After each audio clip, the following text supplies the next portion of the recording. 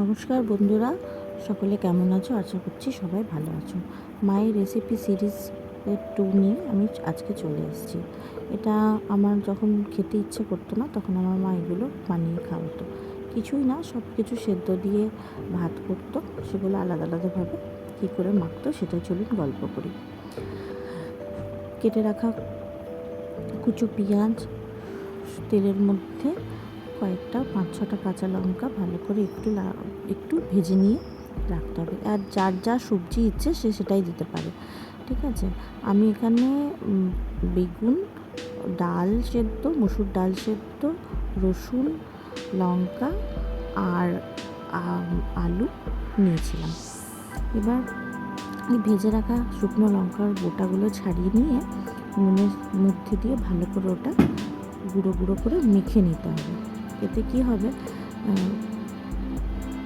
ভর্তার ইনহেন্সটা অনেক ভালো হবে। তার সাথে যে কাঁচা পেঁয়াজটা থাকবে না, সেটাকে এর সাথে কীভাবে মাখিয়ে নেবে আমি ভিডিওতে আছে, দেখে নাও।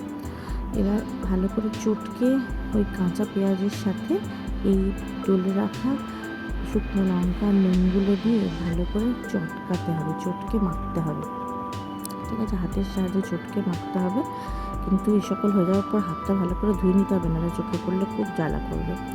এবার এক এক করে সেদ্ধ করে রাখা সবজিগুলো দিয়ে একটু ওপর থেকে কাঁচা তেল দিয়ে মেখে নিতে হবে। এই যে বেগুনটা দেখছো, বেগুনের খোসাটা ছড়িয়ে নিয়ে বাকি সমস্তটা দিয়ে ওই মেখে রাখা পেঁয়াজ সেটা দিয়ে ভালো করে মেখে নিলে ও রেডি। এরপর এক এক করে প্রত্যেকটা সবজি এভাবেই মেখে নিতে হবে। এটা যখন আমি করছিলাম, মায়ের কথা এত মনে পড়ছিল যে মা করে দিত সবই, কিন্তু মেখে দেওয়ার সময় বলতো, তুই মাখ, তুই ভালো মাখতে পারিস। যাই হোক, আর বলার কেউ নেই। এইভাবেই একটা একটা করে একই প্রসেসে মেখে নিয়ে রেডি ভর্তা ভাত।